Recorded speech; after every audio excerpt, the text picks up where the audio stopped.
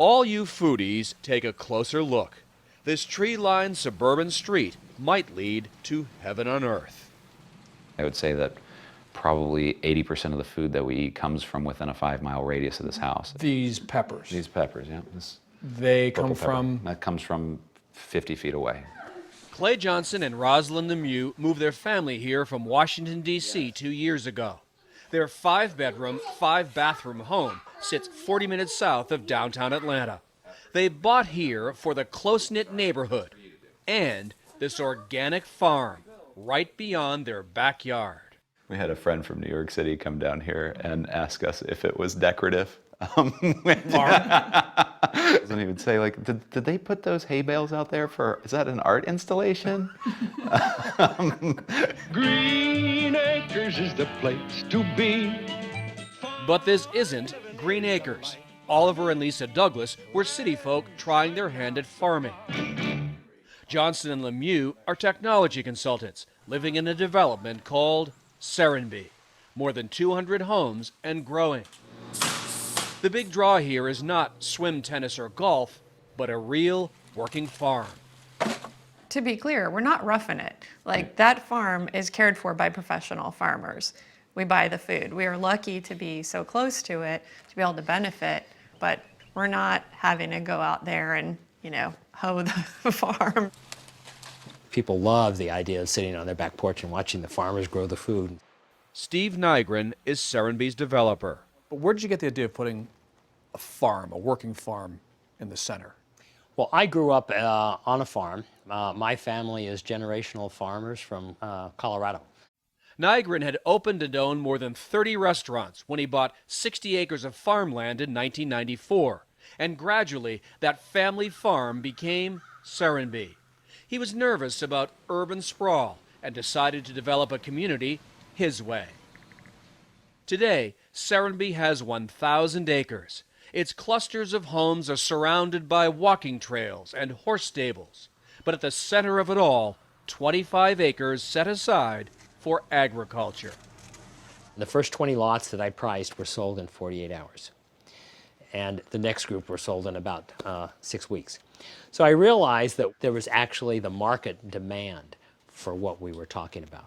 As an approach, Serenbe grew from the same farm-to-table movement that has changed restaurant menus and brought farmers markets to more and more neighborhoods.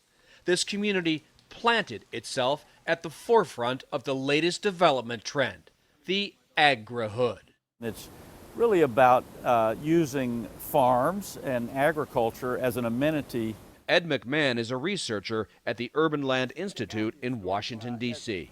When I first started following this, you could count the number of developments like this on both hands. Today there are literally hundreds of them, and I hear about a new one virtually every week. Putting a farm in the middle of development is relatively low cost, and it's something that seems to resonate with lots of people. So I think we're going to see a lot more of these kind of projects going forward. Agrihoods are popping up like peppers coast to coast. The Cannery near Sacramento has a 7.5-acre farm. Prairie Crossing outside Chicago is anchored by a 100-acre farm. And just outside Washington, D.C., you'll find Willowsford, with its 300 acres set aside for fruits and vegetables, chickens and goats. But agrihoods are often luxury living. The average home at Serenbe costs about $700,000, 5 times more than other homes in the area. Serenbe recently broke ground on 200 new homes, and when complete, is expected to have 1,200 residents. People that are moving here, they want to be near the farm. They want to overlook it. 29-year-old Ashley Rogers is Serenbe's farm manager. I know most of the folks in the community, and they can come up to me one day and say, oh man, I made that sweet potato last night. And that warms my heart more than like anything. Rogers grew up in suburban Detroit. She feels a special connection here. Her hands in the soil, her heart in the community. I love what I do.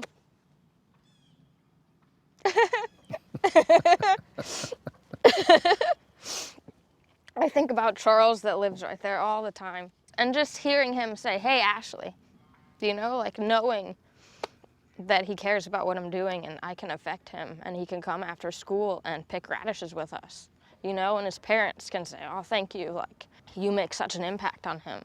Like, where else can I do that? How important is the farm to this community? Oh, I think it's vital. It's the centerpiece of the community. You know, we'll spend 2 to 3 hours at the farmer's market on Saturday, not just buying vegetables. I mean, that takes 15 minutes, but checking in with neighbors, seeing how everybody's doing. If you replace that farm with a golf course, right? Like, we wouldn't live here. Can this model be duplicated, replicated in other places? Gosh, I would hope so. I really would hope so. Because the subdivisions, you know, that I grew up in, I hope that that's an end of an era and we can have this community, not a subdivision.